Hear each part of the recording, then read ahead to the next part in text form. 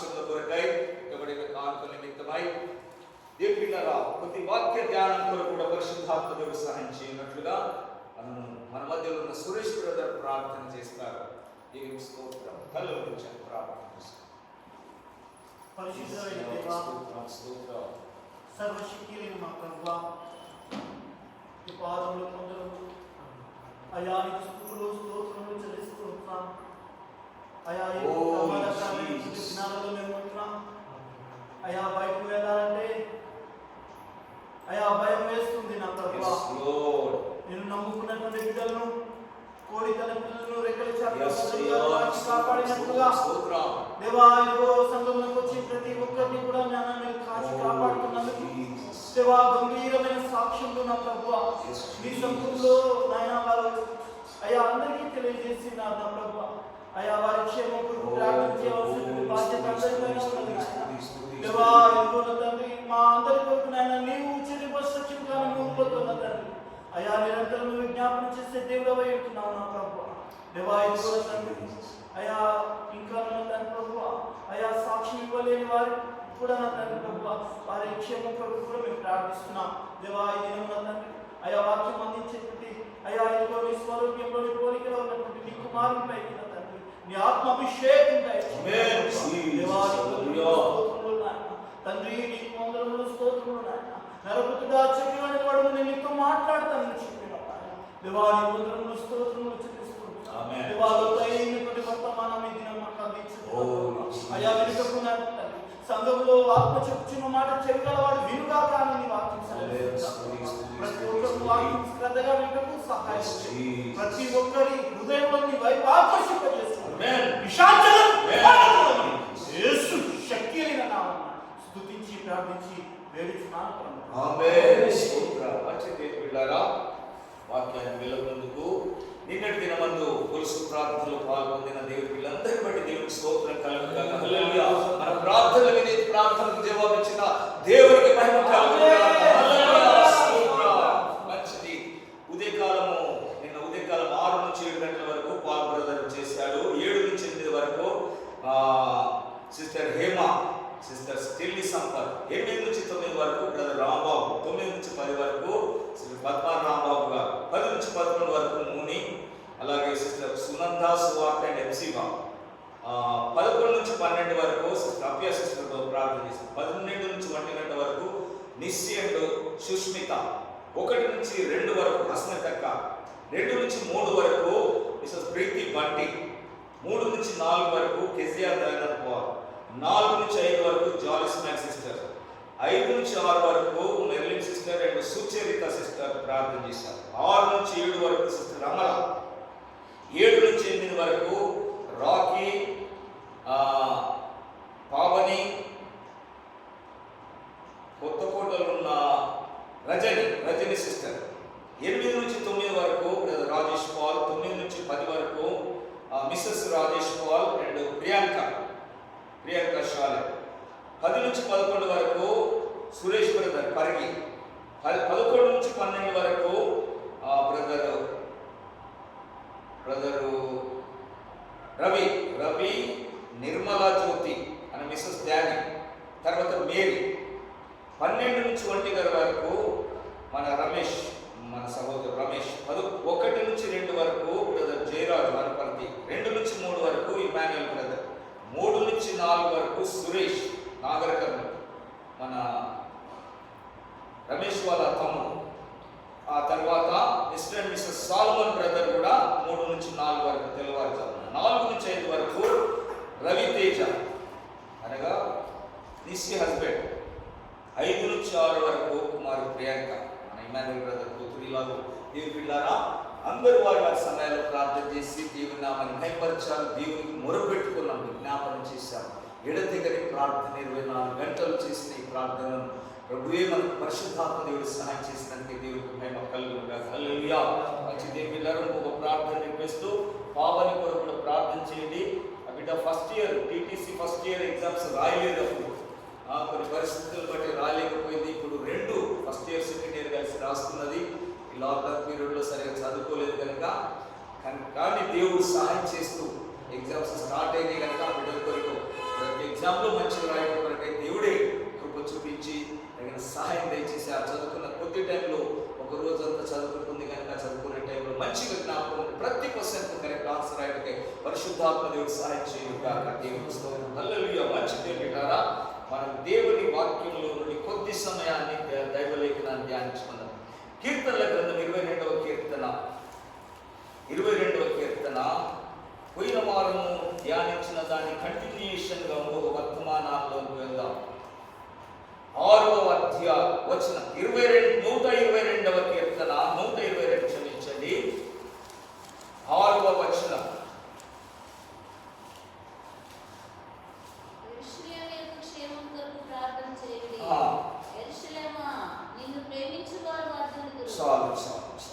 యెరూషలేమా నిన్ను ప్రేమించువారు వర్ధిల్లుదురు గాక. యెరూషలేము యొక్క క్షేమం కొరకు ప్రార్థన చేయండి. దేవుని బిడ్డలారా, మనం యెరూషలేమును ప్రేమిస్తే, యెరూషలేము యొక్క క్షేమాన్ని మనం కోరితే, యెరూషలేమా నిన్ను ప్రేమించువారు వర్ధిల్లుతారు. మనం వర్ధిల్లబడాలంటే, ఆశీర్వదించబడాలంటే యెరూషలేము క్షేమము కొరకు ప్రార్థన చేయాలి. దేవుని నామమునకు స్తోత్రం. యెరూషలేము అనగా మనము గతించిన దినాల్లో మనం చూసాం. మరొకసారి వాక్యాన్ని మనం చార్చుకుందాం. ప్రకటన గ్రంథంలో ఇంకొకసారి రండి. యెరూషలేము అనగా దేవుని 21వ అధ్యాయం, ప్రకటన గ్రంథం 21వ అధ్యాయం 2వ వచనం చదవమ్మా.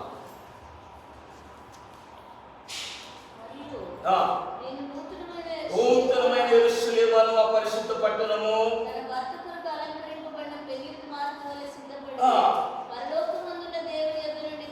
చాలు 9వ వచనం చదవమ్మా. అంతటా కడపటి 7 తెగులతో నిండిన 7 పాత్రలను పట్టుకొని ఉన్న 7 దేవదూతల్లో ఒకడు వచ్చి ఇటు రమ్ము పెళ్లి కుమార్తెలు అనగా పిల్ల యొక్క భార్యను నీకు చూపించగలదో చెప్పి ఆత్మవశులైన నన్ను ఎత్తైన గొప్ప పర్వతం మీదకి కొనిపోయి యెరూషలేము పరిశుద్ధ పట్టణము దేవుని మహిమ గలదై దిగివచ్చుట నాకు చూపెను. దేవుని బిడ్డలారా, యెరూషలేము, నూతన యెరూషలేము, క్రొత్త నిబంధన యెరూషలేము అనగా గొర్రెపిల్ల యొక్క భార్య, వధువు సంఘము, భూలోకమందు ప్రభు రాకడ కొరకై సిద్ధపడుతున్నటువంటి దేవుని సంఘము, సిద్ధపడుతున్న సంఘము. సిద్ధపడని సంఘాల సంగతి కాదు, సిద్ధపడిన సంఘము, సిద్ధపరచబడుతున్న సంఘము. ఈ సంఘమే నూతన యెరూషలేము. సిద్ధపడని సంఘాలు వస్తున్నాయి. ఎస్తేరు కాలంలో కన్యకులు చాలా మంది వచ్చారు, రాజుకు రాణి కావాలని. భూలోకాన్ని పరిపాలిస్తున్న అహష్వేరోషు రాజుకు రాణి కావాలి. కానీ హేగే నిర్ణయించినట్లుగా సిద్ధపడినది ఒకే ఒక కన్యక, ఆమె ఎస్తేరు.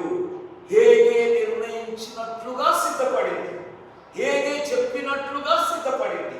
దేవుని బిడ్డలారా, సంఘాలు అనేకం ఉండొచ్చు భూలోకమందు, కానీ రాబోతున్న మహారాజుకు, భూప్రపంచాన్ని పరిపాలించబోతున్న యేసు రాజుకు భూలోకమందు సిద్ధపడుతున్న సంఘం ఒకే సంఘం, పరిశుద్ధాత్మనికి లోబడిన సంఘం, పరిశుద్ధాత్మని ద్వారా సిద్ధపరచబడుతున్న సంఘం. దేవుని బిడ్డలారా, ఈ నూతన నిబంధన యొక్క యెరూషలేము. యెరూషలేమా నిన్ను ప్రేమించువారు వర్ధిల్లబడుదురు గాక. దేవుని సంఘమును ప్రేమించువారు వర్ధిల్లబడుతారు. దేవుని సంఘమును, యెరూషలేమును ప్రేమించాలి. యెరూషలేము యొక్క క్షేమము కొరకై ప్రార్థన చేయాలి. దేవుని సంఘ క్షేమము కొరకై ప్రార్థన చేయాలి. దేవుని సంఘ క్షేమమే మన క్షేమం. దేవుని సంఘ క్షేమం కొరకు ప్రార్థన మనం చేస్తే మనం వర్ధిల్లబడతాము. మనలో క్షేమాభివృద్ధి కలుగుతుంటది, మన జీవితాలలో అభివృద్ధి కలుగుతుంటది. ఆ కింది వచనం కూడా చదువు, 7వ వచనం. నీ ప్రాకారములలో నెమ్మది కలుగును గాక. క్షేమము నీ ప్రాకారములలో నెమ్మది కలుగును గాక. యెరూషలేము యొక్క ప్రాకారములలో, ఆ యొక్క దాంట్లో ఉన్నవారిలో, ఈ యొక్క ప్రాకారంలో ఉన్నవారిలో, ఈ సంఘములో ఉన్న వారి జీవితాలలో నెమ్మది కలుగును గాక. ఎందుకు మనకు నెమ్మది? యెరూషలేమా నిన్ను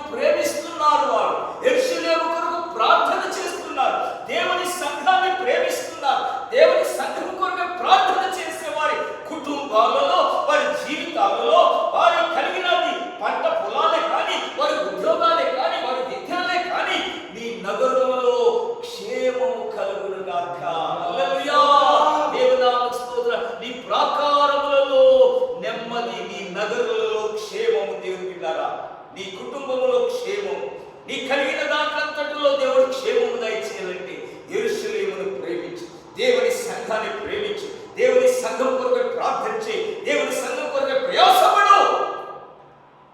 యెరూషలేము క్షేమమే మన క్షేమమై ఉన్నది కనుక దేవుని సంఘం కొరకై సిద్ధపడుతున్న కొరకుల భార్య కొరకాయ, దేవుని బిడ్డలారా ఆ సహవాస గుంపుల కొరకాయ మనం ప్రార్థన చేసి పాలు పొందాలి. ఆ గుంపులో మనం ఉండాలి, ఆ ప్రాకారంలో మనం ఉండాలి, దాని యొక్క నగరులలో మనం ఉండాలి.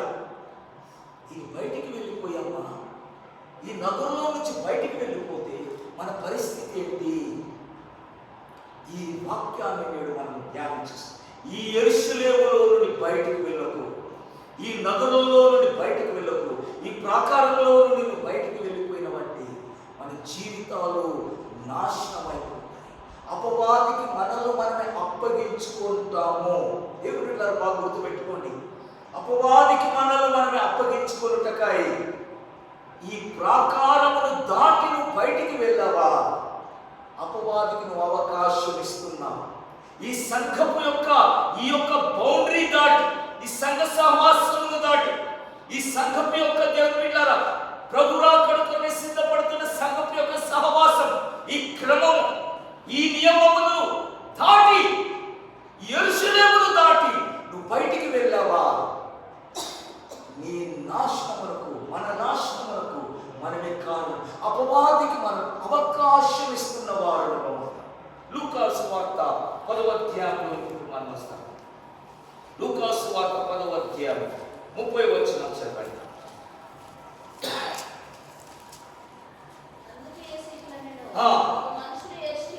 ఒక మనుష్యుడు యెరూషలేము నుండి దిగి వెళ్ళుచు దొంగల చేతిలో చిక్కెను. వారు అతని బట్టలు దోచుకొని అతని కొట్టి విడిచిపోయి. దేవుని పరిశుద్ధ నామం స్తోత్రం. దేవుని బిడ్డలారా, ఒక మనుష్యుడు యెరూషలేము నుండి యెరికో పట్టణానికి ఏం చేస్తున్నాడు? దిగి వెళ్తున్నాడు. దిగి వెళ్తున్నాడు. ఎక్కి వెళ్ళడం లేదు, ఇది దిగి వెళ్ళడే పరిస్థితి. యెరూషలేము ఎత్తైన పర్వతం పైన ఉంది. యెరూషలేము కట్టబడిన పర్వతము సియోను కొండ. ఆ కొండ పేరు సియోను. యెరూషలేము పట్టణం అంతా కూడా 5 కొండలపై కట్టబడిన పట్టణం. 5 కొండలు. 5 కొండలలో సియోను పర్వతం ఒక పర్వతం. అబ్రహాము తన కుమారుడైన ఇస్సాకును బలిగా అర్పించుటకు తీసుకొని వెళ్ళిపోయిన మోరియా ప్రాంతంలో ఉన్నటువంటి కొండలే ఈ కొండలు, యెరూషలేములో ఉన్న కొండలు. ఆ పర్వతములలో ఒక పర్వతము పైన దేవుడు చూపించినట్టు ఒక పర్వతం పైన ఇస్సాకును బలిగా అర్పించమన్నాడు. మోరియా పర్వతం కాదని, మోరియా ప్రాంతము. మోరియా ప్రాంతం ఆ పర్వతములలో ఒక పర్వతము పైన, ఆ పర్వతమే దేవుడు సీనాయి పర్వతముగా, యెరూషలేముగా, ఎక్కడైతే బలి అర్పించాడో అదే స్థలములో మందిరము కట్టబడిన స్థలం. అది మంచి దేవుని బిడ్డలారా. కనుక యెరూషలేము కొండపైన కట్టబడిన పట్టణం. యెరూషలేము ఉన్నతమైన స్థలములో నిర్మాణమైన ఈ ఉన్నతమైన స్థలములో నుండి యెరూషలేములో నివాసం చేస్తున్న ఒక మనుష్యుడు యెరికో పట్టణానికి దిగి వస్తున్నాడు. దిగజారిపోతున్న స్థితి, కిందికి దిగి వస్తున్న స్థితి. పై అనుభవం నుంచి దేవుని బిడ్డలారా కింది అనుభవంలోనికి వస్తున్నాడు.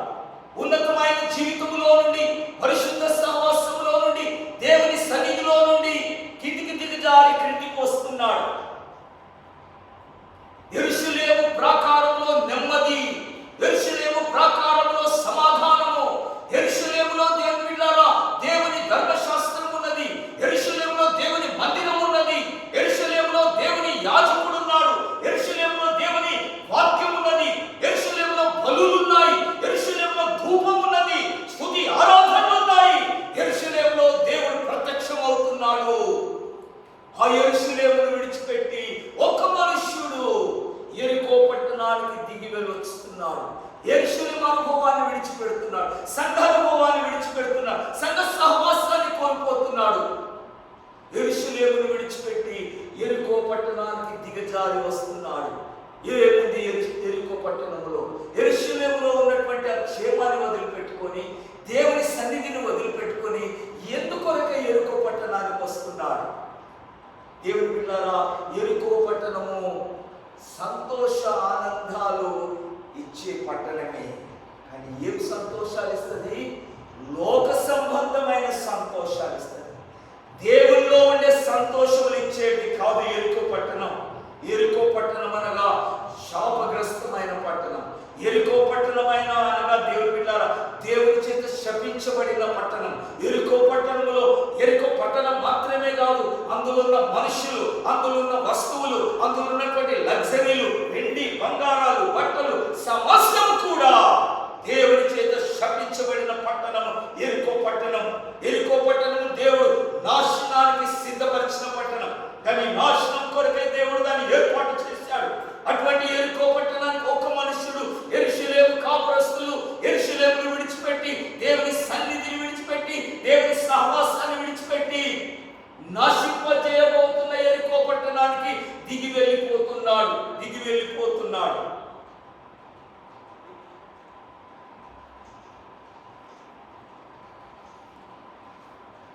యెహోషువ గ్రంథము 6వ అధ్యాయం చూడండి ఒక మాట. యెహోషువ గ్రంథము 6వ అధ్యాయం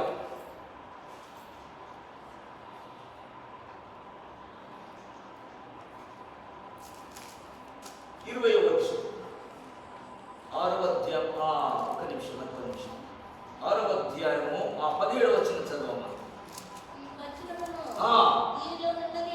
ఈ పట్టణమును దీనిలో ఉన్నది యావత్తును యెహోవా వలన శపించబడినది. రాహాబు అను వేశ్య మనం పంపిన గుంటలు దాచిపెట్టిన గనుక ఆమెయు ఆ ఇంటిలో ఉన్న వారందరూ నాశనమై బ్రతుకును. శపించబడిన దానిలో కొంచెమైనను మీరు తీసుకొని నేడలా మీరు శాపగ్రస్తులవుదురు. దేవుని నామమునకు స్తోత్రం. యెరికో పట్టణమును దానిలో ఉన్నది యావత్తును యెహోవా వలన శపించబడెను. శాపగ్రస్తము యెరికోను, యెరికో పట్టణములో ఉన్న సమస్తము.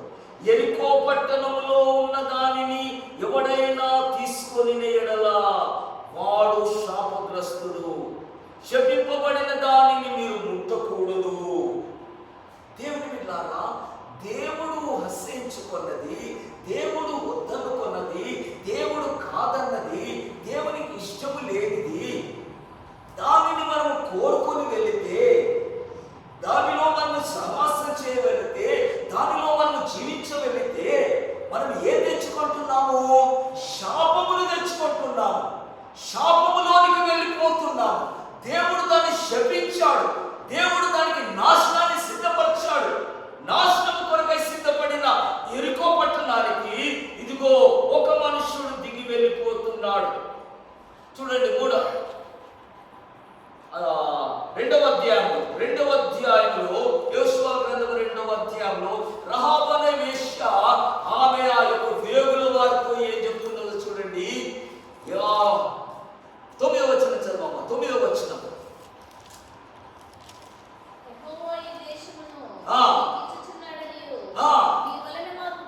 మీ వలన మాకు భయం పుట్టుననియు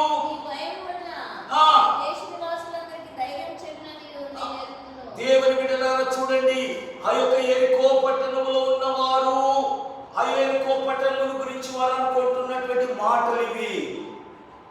దేవుడు మీకు తోడై ఉన్నాడు. దేవుని యొక్క కార్యములు మీ ద్వారా జరిగించబడుతున్నాయి. మీ కొరకు దేవుడు ఎర్ర సముద్రాన్ని పాయలు చేశాడు. మీరు యొక్క 2 రాజులను హతమార్చారు. దేవుడు మిమ్మల్ని అరణ్యంలో పోషించాడు. మీ భయము చేత మా ప్రాణాలు పోతున్నాయి. యెరికో పట్టణస్థులు భయపడుతున్నారు. దేవుని బిడ్డలారా, మీరు నిశ్చయముగా మా దేశమును మీరు స్వతంత్రించుకుంటారు. మీరు మమ్మల్ని నాశనం చేస్తారు, మీరు మమ్మల్ని చంపేస్తారు, మా ఒక్కరిని కూడా మీరు విడిచిపెట్టరు అని ఒక వేశ్య, ఒక పూటకూళ్ళ ఇంట్లో ఉన్న ఒక ఆమె ఆ యొక్క 2 మనుషులతో, దేవుని వారితో వారిని చేర్చుకొని తన యొక్క క్షేమం చెప్తుంది, అయ్యా మీరు దేశానికి వచ్చిన నిశ్చయము, మీరు దీన్ని నాశనం చేయడం నిశ్చయము. మాలో ఒక్కరినంటే ఒక్కరిని మిగిలించరు, ఒక్క పురుగును కూడా మీరు బ్రతకనీయరు.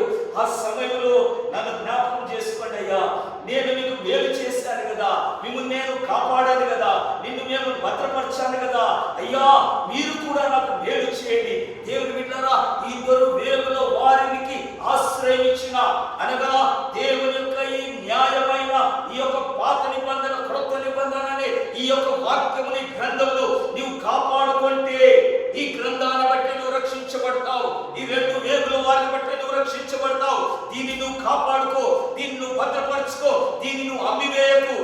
ఆ యొక్క ఇద్దరు వేగుల వారిని పట్టుకొనుటకాయి ఆ దేశం యొక్క పోలీసు వారు వచ్చారు. దేవుని బిడ్డలారా, ఆ స్త్రీని అడిగారు, నీ ఇంటికి వచ్చిన వేగుల వారు ఎక్కడా?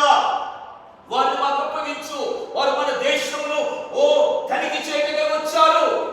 అవునయ్యా వచ్చారు, నిజమే, కానీ వారు ఎవరు నాకు తెలియదు, ఎక్కడి నుండి వచ్చారో తెలియదు, ఎక్కడికి పోయారో తెలియదు. దేవుని బిడ్డలారా, అబద్ధమే చెబుతున్నది కానీ సత్యమును కాపాడుకుంటున్నది. తన ప్రాణమును రక్షించుకున్నట్టుకాయి దేవుని బిడ్డలారా ఆ ఇద్దరు వేగుల వారిని వారి చేతికి అప్పగించలేదు. సత్యవాక్యమును అమివేసుకోలేదు, సత్యవాక్యమును ధృవీకరించలేదు. నీవు శత్రువులు కనుక నేను అప్పగిస్తాను లేదు. నిన్ను నేను కాపాడుకుంటే నా బ్రతుకు కాపాడబడుతుంది, నా కుటుంబం కాపాడబడుతుంది, నీ నగరులలో నెమ్మది కలుగుతుంది, నీ ప్రాకారంలో సమాధానం కలుగుతుంది. దేవుని బిడ్డలారా, దేవుని వాక్యాన్ని మనం కాపాడుకోవాలి, దేవుని వాక్యానుసారంగా మనం నడుచుకోవాలి. ఇందాక 37వ కీర్తనలో మనం చదివాము కదా, ఆయన మార్గములో మనం నడుచుకుంటే, ఆయన యొక్క పద్ధతులు వాక్యానుసారంగా మనం నడుచుకుంటే ఇదే మనల్ని కాపాడేది. కనుక వేగుల వారిని కాపాడినందుకొరకాయ ఆ రహాబని వేశ్య, ఆమె తల్లిదండ్రులు, తోబుట్టులు సమస్తమును కూడా ఆ నాశనములో నుండి తప్పించబడ్డారు. ఎరుకో నాశనంలో నుండి వారు బయటికి తీసుకొని రాబడ్డారు. దేవుని బిడ్డలంతా మాత్రమే కాదు, దేవుని వంశావళిలోనికి తేబడిన యొక్క స్త్రీని. దేవుని బిడ్డలారా, ఇటువంటి దేవుని యొక్క సత్యమును, ఎరికో పట్టణం యొక్క అనుభవాన్ని మనము గుర్తించుకుందాం. ఎరికో పట్టణాన్ని దేవుడు నాశనానికి అప్పగించాడు, అది నశింపజేయుటకై దేవుడు సిద్ధపరిచాడు. ఇటువంటి ఎరికో పట్టణానికి ఒక మనుష్యుడు దిగి వెళ్ళిపోయాడు. యెరూషలేమును విడిచిపెట్టి ఎరికో పట్టణానికి ప్రయాణం చేస్తున్నాడు. ఎరికో పట్టణంలో ఏముందామో ఇంతకు చూడండి ఒక మాట. ఎరికో పట్టణంలో సరే ఏమున్నది? 7వ అధ్యాయము 20-21 వచ్చిన చదవండి. యెహోషువ గ్రంథం 7:20-21.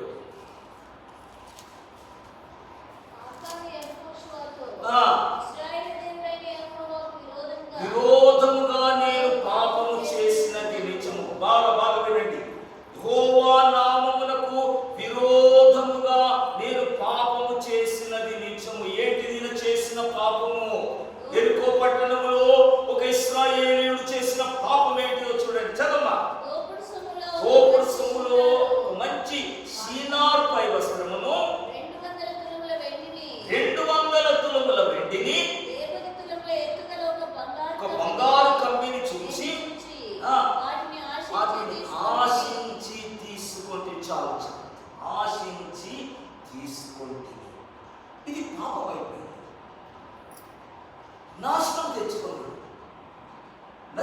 వాడు వారి కుటుంబము సమస్తం కూడా నాశనం అయిపోయాడు. ఎరుకోను నాశనం చేసి వచ్చాడు.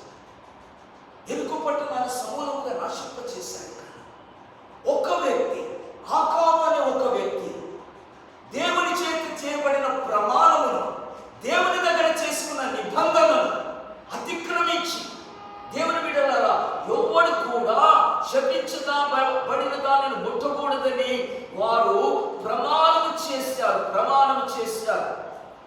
లోకమును ఆశించమని, లోకముతో స్నేహం చేయమని, లోకములో ఉన్నదాన్ని ప్రేమించమని ప్రమాణం చేసుకున్న ఈ ఇశ్రాయేలీయుడు, ఈ క్రైస్తవ విశ్వాసి, ఇదిగో ఎరికో పట్టణంలోకి వెళ్ళినప్పుడు అందరూ కూడా ఆ యొక్క వారు చేసిన ప్రమాణానికి కట్టుబడి జీవిస్తున్నారు. అందరినీ ఇల్లు నాశనం చేస్తున్నారు, అందరినీ చంపేస్తున్నారు. ఒక్క పురుగును విడిచిపెట్టకూడదు, పశువును విడిచిపెట్టకూడదు.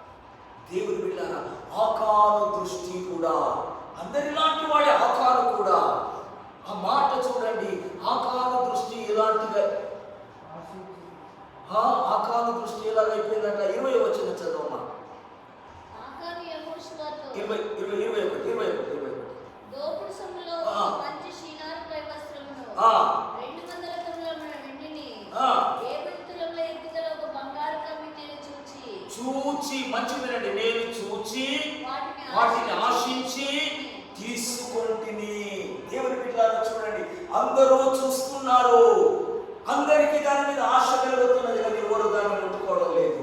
ఎందుకు? అది శాపగ్రస్తమైనది. శాపగ్రస్తమైన దానిలో ఒక్కటి నువ్వు ముట్టినా నువ్వు శాపగ్రస్తుడు అవుతావు.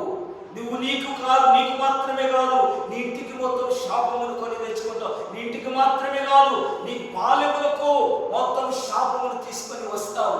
దేవుని బిడ్డలారా, లోకంలో ఉన్న ఆశలు లోకస్తులు అనుభవిస్తుంటే మనకు కనబడడం లేదా? మనం చూడడం లేదా? మనము చూస్తున్నాం, మనకు కనబడుతున్నాయి, కానీ దాన్ని ఆశించి దేవుని బిడ్డలారా, అక్కడనే మన పతనం స్టార్ట్ అయిపోతుంది. అక్కడనే మన యొక్క దిగజారుతనం స్టార్ట్ అయిపోతుంది. అక్కడనే మన యెరూషలేము అనుభవంలో నుంచి, దైవ అనుభవంలో నుంచి, దేవుని సందర్భంలో నుంచి, దేవుని బిడ్డలారా, లోకాశలు మనం చూసినాం బాగుంది, ఆశించి దేవుని బిడ్డలారా, శోధన లోకాశలను చూసినప్పుడు శోధన దీన్ని మనం సహించగలిగితేనే మనం రక్షించబడతాం. చూడండి, శోధన ఎలాగో మనకు ప్రవేశిస్తుందో, శోధనలు మనం ఎలాగో పడిపోయి నశించిపోతాం. యాకోబు రాసిన పత్రిక, యాకోబు పత్రిక మొదటి అధ్యాయము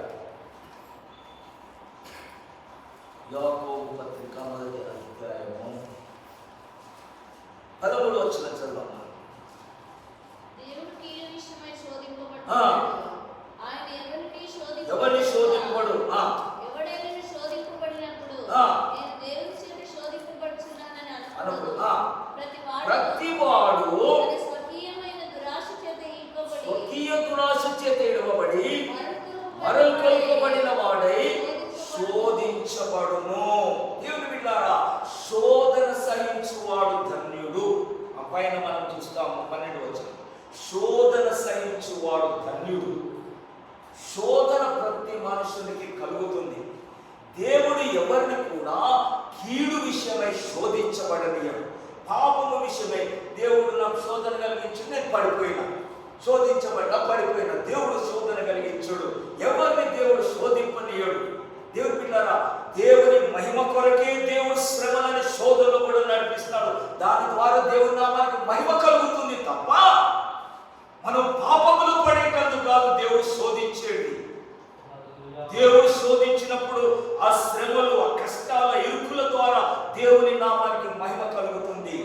మనం సహించగలిగినంత మట్టుకే దేవుడు శోధనను పర్మిట్ చేస్తాడు. దేవుని బిడ్డలారా, ఎవరిని శోధింపడు కనుక ఎవడైనా శోధించబడినప్పుడు నేను దేవుని చేత శోధించబడుచున్నాను అనకూడదు. ప్రతివాడును తన స్వకీయ దురాశ చేత ఈడవకొల్పబడి మరల్కొల్పబడిన వాడై శోధించబడతాడు. దేవుని బిడ్డలారా, శోధన అనేది పాపమునకు ప్రారంభము, పాపము చేటుకు ప్రారంభము శోధన. టెంప్టేషన్ కలిగేటందుకు ముందు చూపు. ఆకాను ముందు చూశాడు. అందరూ చూస్తున్నారు. ఆకాను ఒక్కడే నా అందరికి ఎవరికి కనబడలేదు. బంగారాలు పెట్టి అందరికి కనబడ్డాయి. ఆకాను కూడా చూసి ప్రతివాడు తన స్వకీయ దురాశ చేత ఈడువబడి గుంజబడతాడు. చూసినప్పుడు గుంజబడతాడు. ప్రతి ఒక్కరిలో ఉంటుంది, ప్రతి ఒక్కరిలో ఆశ ఉంటుంది, కోరిక ఉంటుంది, ప్రతి ఒక్కరిలో ఉంటుంది. ఇక్కడనే మనం కంట్రోల్ చేసేది. అది శాపగ్రస్తమైందని తెలిసి లోకము నాశనం అయిపోతుందని తెలుసు, లోకాశను దేవుడు నశింపజేస్తాడని తెలుసు, లోకము దాని ఆశ గతిష్ఠిపోతుందని తెలుసు, లోకమును ప్రేమించేవాడు కూడా నాశనం అవుతాడని తెలుసు. తెలిసి నీ కనబడేటానికి గుంజబడి ఈడువబడుతుంది. డ్రాగింగ్, శోధన, డ్రాగింగ్, దురాశ. ఇది ఆశ ఉంటే మంచి దురాశ మనల్ని ఈడ్చుకొని పోతుంది. ఈడ్చుకొని పోయి ఏం చేస్తుంది? దురాశ ఈడ్చుకొని వెళ్ళిపోయి ఈడవబడి మరలు కొల్పబడిన వాడై. దేవుని పిల్లరా, మరలు కొల్పబడతాం. ఇక్కడ ముఖము తిప్పి మనం యెరూషలేమును చూస్తుంటే ఇదిగో ఈ దురాశ అనేది మన ముఖాన్ని ఇక్కడ మలిపేస్తుంది. గుంజి మలిపేస్తుంది. వాళ్ళందరూ మంచిగా ఎంజాయ్ చేస్తున్నారు, వాళ్ళందరూ మంచిగా తయారైపోతున్నారు, వాళ్ళందరూ టిప్ టాప్ లో ఉన్నారు. మీరేంటి ఇట్లున్నారు, మీరేంటి ఇంత సింపుల్ ఉన్నారు, మీకేంటి ఇట్లున్నారు. ఇవి గుంజి నిన్ను మరలు కొలుపుతున్నాయి, నీ మనస్సును మారుస్తున్నాయి, నీ మనస్సును తిప్పేస్తున్నాయి. లోకం వైపు, ఎరికో వైపు నీ మనసును గుంజుతున్నాయి. అది శాపగ్రస్తమైందని తెలియదా? దేవుడు దాన్ని శపించిందని తెలియదా? ఆ లోకాశలు చేస్తే నాశనం అయిపోతామని తెలియదా? యెరూషలేములో ఉండే నివాసి, నీకు లోకంతో ఏం పని, ఎరికోతో నీకేం పని? ఎరికో శాపగ్రస్తమని శపించాడు దేవుడు. దాంట్లో ప్రతి వస్తువు శాపగ్రస్తమే. నీ మనస్సు తిప్పుకుంటున్నావెందుకు? మరలు కోల్పోబడుతున్నావెందుకు? ఈడుపడుతున్నావెందుకు? దిగజారిపోతున్నాడు. యెరూషలేము విడిచి కిటికి దిగి వస్తున్నాడు, దిగజారి. చదువు కిందికి 17 వచ్చింది. పాపం పరిపక్వమై మరణము ఏలాగ మనం మరణానికి వెళ్ళిపోతుంది, నరకానికి. మరణం అనగా నరకానికి వెళ్ళిపోతుంది. దురాశ, శోధన నుంచి ఆశ, దురాశ, ఇది మనల్ని గుంజుకోపోయింది, మన మనసును తిప్పేసింది. ఈ దురాశ మనల్ని ఏం చేసింది? పాపం చేయించి వద్దన్న దాన్ని చేయమని. తీసుకోవద్దు, ఎరికోనున్న నేను ముట్టకూడదు. ఇది ఆజ్ఞ. ఆజ్ఞ అతిక్రమించ, దురాశ గర్భము ధరించి పాపమును పాపము కంటే పాపం నుంచి ఏమొచ్చింది? పాపమునకు వచ్చే జీతం మరణం. పాపం పరిపక్వమైంది. ఆ కాదు, నువ్వు చేసింది సామాన్యమైన పాపం కాదు. అది ఒక చిన్న వస్తువే ఉండొచ్చు. మస్తు గుట్టలు పడ్డాయి ఇక్కడ, అందరు తెచ్చాడు పారేస్తాడు. పాపాన్ని దాపెట్టుకున్నాడు, హృదయమందు దాపెట్టుకున్నాడు. అది పరిపక్వమైపోతుంది, భరించలేకుండా అయిపోతుంది. దేవుని తీర్పు వచ్చేస్తున్నది. ఆ కాలుకు మరణం. తనకు మాత్రమే కాదు, తన కుటుంబానికి మరణం కొని తెచ్చాడు. దేవుని బిడ్డలారా, దేవుని ఆజ్ఞను మనము అతిక్రమించాలి. దేవుని యెరూషలేమును విడిచిపెట్టకూడదు. దేవుని మందిర సహవాసాన్ని మనము తృణీకరించకూడదు.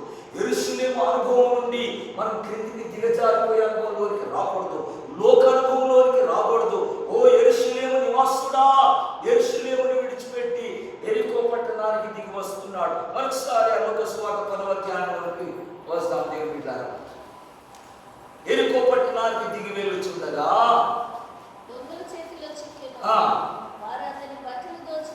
వారతిని బట్టలు దోచుకొని కొట్టి. దేవుని బిడ్డలారా చూడండి, దొంగ చేసే పని. ఎవడు ఈ దొంగ? ఈ దొంగ ఎవడు అసలు? దొంగతనం చేయడానికి దొంగ యోహాను సువార్త 10వ అధ్యాయంలో దొంగ ఎవరు మనకు ప్రభువే తెలియపరుస్తున్నాడు. మొదటి వచ్చిన చదువు, మొదటి వచ్చిన 10 యోహాను సువార్త 10:1.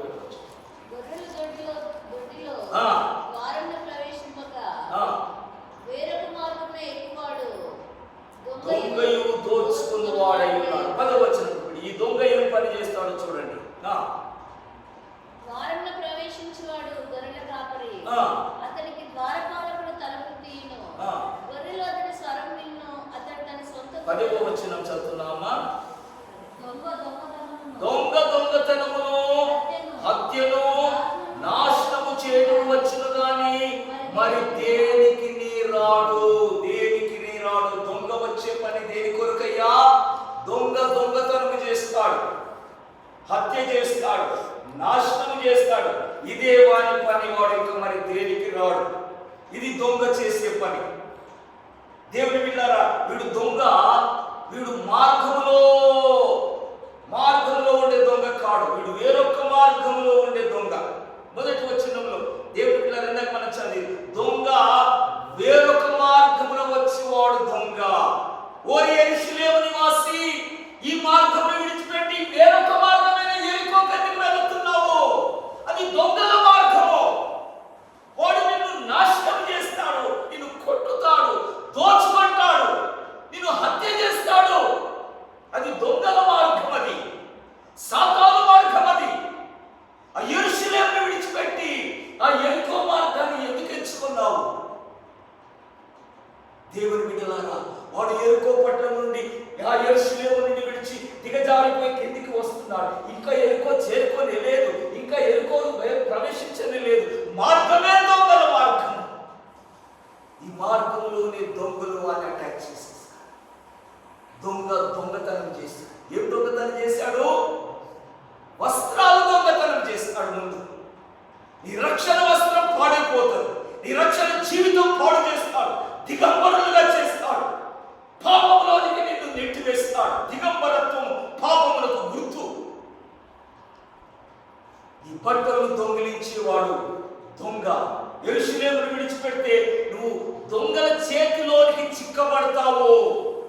యెరూషలేము నుంచి మార్గము తప్పి లోక మార్గంలోకి వచ్చినావంటే దొంగల చేతికి నిన్ను నువ్వు చిక్కించుకుంటున్నావు. నువ్వు తప్పించుకొని పోలేవు.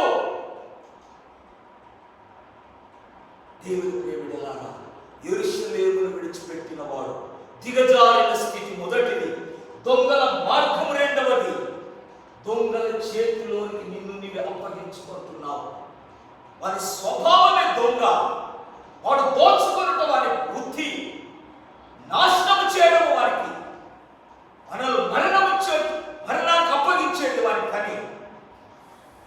దేవుని బిడ్డలారా, మనం ఆ ఎరుకో అనే ఆ శోధనతో, లోకం అనే ఆ శోధనతో మనం మరల్కొల్పబడ్డాం, తిప్పబడ్డాం. యెరూషలేములో బోరు కొట్టేసింది, ఎరుకోకు వెళ్తాము. ఎరుకోలో సంతోషానందాలు ఉన్నాయి. కొంతసేపు మనం అక్కడ అనుభవంలో ఉందాం. అక్కడ పోతే మనకు ఇంత స్ట్రిక్ట్గా ఉండదు, ఇంత ఇదిగా ఉండదు. ఎరుకోలో మనం హాయిగా ఉండొచ్చు, ఎరుకో సహవాసంలో ఉండొచ్చు. అయ్యో, సహవాసమే కాదు, మొట్టమొదట నీ రక్షణను కోల్పోతున్నావు. నీ రక్షణ జీవితాన్ని పాడు చేసుకుంటున్నావు. నీ రక్షణ అనుభవం పోగొట్టుకుంది. ఇంతవరకు కాపాడుకున్న యెరూషలేము వస్త్రాలను దొంగలు చించి పారేశారు, దోచుకునేశారు, దిగంబరులుగా చేసేశారు. ఒళ్ళంతా గాయాలు, గాయాలి, ఎక్కడ చూసినా గాయాలి, పాప గాయాలి. దేవుని బిడ్డలారా, అపరాధముల చేత, పాపముల చేత మనం కొట్టబడి, గాయపరచబడి చచ్చిన వారమై మనం ఉంటాం. ఈ గాయాలే నీ యొక్క శరీరం పైన, నీ జీవితం అంతా గాయాలమై, పాపాలమై, నడినెత్తి మొదలుకొని అరికాలు వరకు గాయాలని యెషయా అంటున్నాడు. ఎరుకో మార్గము నేను గాయపరిచే మార్గం, ఎరుకో మార్గము దొంగల చేతిలో చిక్కించే మార్గం, ఎరుకో మార్గము నీ వస్త్రాలను, నీ రక్షణ జీవితాన్ని పాడు చేసే మార్గం. ఎరుకో మార్గం, లోక మార్గం ఇది. యెరూషలేమును విడిచిపెట్టిన మార్గం. దేవుని బిడ్డలారా, కొరప్రాణముతో నేను విడిచిపెట్టి కొంతసేపు అయితే ప్రాణం నరకానికి వెళ్ళిపోతా. ఈ స్థితిలో నిన్ను ఎవరు రక్షించాలి? ఎవరు నిన్ను ఆదుకోవాలి? దేవుని బిడ్డలారా, యెరూషలేమును విడిచిపెట్టి ఆనాడంటే ప్రభు రక్షించాడు, సమరయుడు వచ్చి రక్షించాడు. దేవుని బిడ్డలారా, ఇంత తెలిసి కూడా, ఇంత అనుభవంలో వచ్చి కూడా ఇంకా మనం యెరూషలేమును ప్రేమించకుండానే ఉందామా? యెరూషలేము యొక్క సహవాసం కోరుకోకుండానే ఉందామా? యెరూషలేము జీవితాన్ని విడిచిపెడదామా? దేవుని సంఘము సిద్ధపడుతున్న దేవుని సంఘము, గొర్రెపిల్ల సంఘము యెరూషలేము అనే పరిశుద్ధ పట్టణం. ఈ పట్టణాన్ని విడిచిపెట్టి, ఈ సంఘ సహవాసాన్ని విడిచిపెట్టి, ప్రభు రాకడ కొరకై సిద్ధపడుతున్న అనుభవాన్ని విడిచిపెట్టి, ఆ దృష్టిని మలుపుకొని, ఈ మన దృష్టిని మనం తోలుపుకొని యెరూషలేము దిక్కు చూస్తావా? ఎరుకో పట్టణం దిక్కు నువ్వు చూస్తావా? యెరూషలేము చూసి కన్నులు పోయాయి, ప్రభు ప్రత్యక్షత చూసి కన్నులు పోయాయి. ఆ దృష్టి పోయింది. ఎరుకోను చూసి దృష్టి వచ్చేసి, లోకం చూసే దృష్టి, క్రిందికి చూసే దృష్టి, పై అనుభవం నుండి క్రిందికి దిగజారిపోయే దృష్టి. ఇంకా నువ్వు అక్కడికి వెళ్ళకముందే మనసులో ఆ దురాశ పుట్టినప్పుడే సాతాను నిన్ను పట్టుకుంటాడు. అప్పుడే పట్టుకుంటాడు. కానీ నువ్వు ఎరుకో వెళ్ళనే లేదు. మనసు ఎప్పుడు మరలు కోల్పావో సాతానుకు అవకాశం ఇచ్చాడు, సాతానుతో మనము ఛాన్స్ ఇచ్చాడు, మనల్ని మనం పతనం చేసుకోవాలి. దేవుని బిడ్డలారా, యెరూషలేమా, నిన్ను ప్రేమించేవారు వారు తెలియదు. ప్రార్థన చేసుకున్నాను. సమయం లేదు కనుక ప్రార్థన చేసుకున్నాను. దేవునికి స్తోత్రం స్తోత్రం స్తోత్రం. అందరూ మోకరించి హల్లెలూయా హల్లెలూయా హల్లెలూయా హల్లెలూయా హల్లెలూయా హల్లెలూయా. దేవానికి స్తోత్రం స్తోత్రం స్తోత్రం స్తోత్రం స్తోత్రం. ఓ సంఘమా సాగమా పరలోక రాజ్యము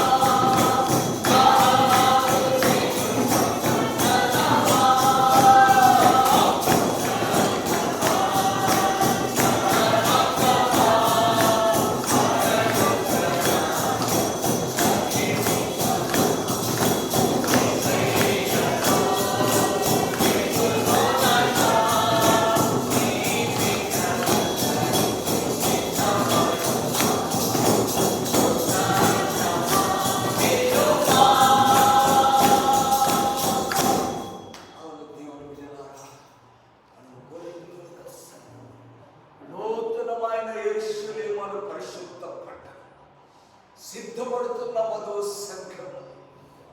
దేవుని మన దృష్టి పైకి పైకి పైకి, క్రింది వైపు చూడవద్దు, లోకం వైపు చూడకండి, ఎరుకో వైపు చూడకండి, యెరూషలేమును విడిచిపెట్టకండి. దేవుని బిడ్డలారా, యెరూషలేములో మనం గతించిన వారు చూసినట్లుగా శాంతి సమాధానము ధర్మశాస్త్రము నీతి న్యాయములు మహారాజు పట్టణం అది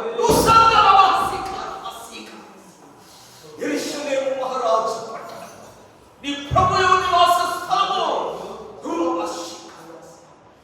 ఇటువంటి స్థలాన్ని విడిచిపెట్టి శాపగ్రస్తమైన శపించబడినటువంటి ఎరుకోకు వెళుతున్నారు. ఎరుకో మనుషులు, ఎరుకో వస్తువులు సమస్తము కూడా శాపమే శాపమే శాపం. దేవుడు వాటిని శపించి దాన్ని ముట్టకూడదు, దానిలోని ప్రవేశించకూడదు, దాన్ని నాశనము చేయండి, దాన్ని నాశనము చేయండి, హతమార్చండి, లోకాశలను జయించండి, లోకాశలను అణచివేయండి. దేవుని బిడ్డలారా, లోకాశకు మల్లుకోవద్దు. దేవుని బిడ్డలారా, దాన్ని జయించాలి, దాన్ని హతమార్చాలి. దానికి మనం లోపడకూడదు, దానికి బానిసగా మనం కాకూడదు, దాని ఆకర్షణకు లోపడకూడదు. అయ్యో అకానా, ఎందుకు ఆకర్షించబడినవురా? ఎందుకు మరణం కొని తెచ్చుకున్నావురా? అయ్యో అయ్యో అయ్యో అయ్యో అయ్యో. లోకాశలకు ఆకర్షించబడ్డాడు, లొంగిపోయాడు, ఈడవబడ్డాడు, మరలు కొల్పబడ్డాడు, శోధనలో పడి పాపం చేశాడు, అగ్నిని అతిక్రమించాడు, మరణం తెచ్చుకున్నాడు. దేవుని బిడ్డ, ఇవన్నీ తెలిసి కూడా యెరూషలేమును విడిచిపెడుతున్నావా? యెరూషలేము మార్గమును తప్పించుకొని వేరొక మార్గంలో వెళ్ళిపోతున్నావు. అది దొంగల మార్గం అయ్యా. దొంగ వాడు వేరొక మార్గంలో ఉండేవాడు. వాడు సరైన మార్గంలో ఉండేవాడి మార్గంలో దొంగ ఉండడు. యేసు మార్గంలో, పరిశుద్ధాత్మని మార్గంలో దొంగ ఉండడు. వేరొక మార్గంలో, లోక మార్గము వేరొక మార్గం, దొంగలుండే మార్గం నిన్ను నాశనం చేసిన మార్గం, నీ రక్షణ జీవితాన్ని పాడు చేస్తున్నా. గాయాలు పాపాలు కొరపునా విడిచిపెట్టి వదిలి, దిక్కులేని జీవితం, ఎవడు ఆదరించలేని జీవితం, ఎవడు దయచూపలేని జీవితం, కనికరం చూపని జీవితం. నేను బిడ్డ యెరూషలేమును విడిచిపెట్టుకో. యెరూషలేమాన్ని ప్రేమించమని మహాపరిశుద్ధమైన మా పరలోకపు తండ్రి, మంచి దేవుడా, మా యేసయ్య మా రక్షకుడు పరిశుద్ధ ప్రార్థించి మా పాపములను క్షమించి విడుదల దయచేసి, ఈ పరిశుద్ధాత్మను మాకు దయచేసి నీ సంఘములో చేర్చుకో, యెరూషలేములో చేర్చుకో. నూతనమైన యెరూషలేము పెళ్లి కుమార్తె వలె సిద్ధపడుతూ భర్త కొరకై అలంకరించబడిన నూతనమైన యెరూషలేముగా మమ్మల్ని చేసుకున్నాను. యెరూషలేము నివాసులుగా మమ్మల్ని చేసి నీ నగరంలో సమాధానం ఇచ్చావు, నెమ్మదిని దయచేసావు. ఇటువంటి అనుభవాన్ని మేము విడిచిపెట్టకుండా, ఇటువంటి అనుభవం నుండి దిగజారిపోకుండా నాయన, యెరూషలేమును విడిచిపెట్టకుండా నాయన, ఉన్నతమైన స్థితిని విడిచిపెట్టకుండా అయ్యా, ఇంకా మేము పైకే చూడాలి నాయన, పరలోక వైపు చూడాలి. నువ్వు రాబోతున్నా నీపై మా దృష్టి నీ పైన కాదు, క్రిందికి చూస్తున్నాను ప్రభు. క్షమించి మమ్మల్ని కనికరించి నాయన, మా దృష్టిని మలుపుతున్నారు నాయన, ఈడ్చుకొని పోగొడుతుంది నాయన. దేవాలను మరలుకొల్పబడే పరిస్థితి మాకు కలుగకుండా నాయన, శోధన సహించే శక్తివంతులుగా మమ్మల్ని చేయి. నీ ఆత్మ ద్వారా మమ్మల్ని బలపరచండి, స్థిరపరచండి. పరిశుద్ధాత్మ దేవుడా, నీ శక్తిని మాకు దయచేయండి నాయన. శోధన సహించేవాడు ధన్యుడు ప్రభువా. శోధనలో ప్రవేశించకుండా మెలకువగలిగి ప్రార్థన చేసే అనుభవంలోకి మమ్మల్ని ఉంచమని ప్రార్థిస్తున్నాము తండ్రి. ఇంతవరకు మమ్మల్ని నాయన ఆ ప్రార్థన జీవిత అనుభవంలో వచ్చినందుకే నీకు స్తోత్రం కలుగును కాక నాయన. ఇంకను మేము ఎక్కువగా ప్రార్థన జీవితంలో యెరూషలేములో ఉండి ప్రార్థించి విడాలనుండటమే సహాయం చేయండి. యెరూషలేములో పరిశుద్ధాత్ముడు దిగి వచ్చేస్తాడు. యెరూషలేము విడవక నా వలన విన్న తండ్రి యొక్క వాగ్దానం కొరకే, పరిశుద్ధాత్మ కొరకే కనిపెట్టుడని సెలవిచ్చినావు నాయన. యెరూషలేములో పరిశుద్ధాత్ముడు దిగి వచ్చి నీ సంఘములోనికి పరిశుద్ధాత్ముడు వచ్చే స్థలం ఇది. పరిశుద్ధాత్ముని పొందుకునే స్థలం ఇది. కనిపెట్టి ఉండమన్న స్థలం ఇది నాయన. ఓ పరిశుద్ధాత్ముని కొరకే ఎదురు చూడమన్న స్థలం యెరూషలేము నాయన. హల్లెలూయా, హల్లెలూయా. దేవా, నీ కృప మాకు దయచేయండి నాయన, నీ కృప మాకు దయచేయండి తండ్రి. యెరూషలేము నాయన సిద్ధపడుతున్న సంఘము నాయన, సిద్ధపడుతున్న వధువు నాయన ప్రభువా, అటు కృపలో మేమందరం సిద్ధపడ్డకాయ మా చూపులు పైకే ఉన్నట్టుకై సహాయం దయచేయండి, బలపరచండి, నడిపించండి. నీ బిడ్డలైన మమ్మల్ని రాకడ కొరకు ఆయత్తపరచుటకై యెరూషలేములో నాయన అంతము వరకు నివాసం చేయుటకై సహాయం దయచేయండి. యెరూషలేము విడిచిపెట్టకుండా ప్రభువా, దొంగల చేతిలో చిక్కబడకుండా మమ్మల్ని కాపాడండి, మమ్మల్ని మేము భద్రపరచుకోవటకై సహాయం దయచేయండి. ప్రతి బిడ్డలను దీవించండి, ఆశీర్వదించండి. ఈ శాంతి సమాధానం ప్రతి ఒక్క నగరులలో, వారి గృహాలలో, జీవితాలలో అనుగ్రహించమని యెరూషలేమును ప్రేమించు వారందరికీ యేసయ్య శాంతి సమాధానాలు వారి నగరులలో అనుగ్రహించబడును గాక, వారి జీవితాలలో అనుగ్రహించబడును గాక. జీసస్ హల్లెలూయా. కృప దయచేయండి. ఈ సత్య వాక్యాన్ని బట్టి స్తోత్రం చెల్లిస్తున్నాను నాయన. వాక్యానుసారంగా జీవించిన నాకును మాకును ఈ సహాయం అనుగ్రహించి నడిపించండి.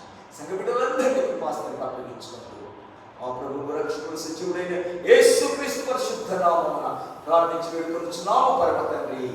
ఆమేన్. మంచి దేవుడిలారా మనం లేచినబడి స్తుతివాక్యం పాఠం సెలవు తీసుకుందాము. ఈ యొక్క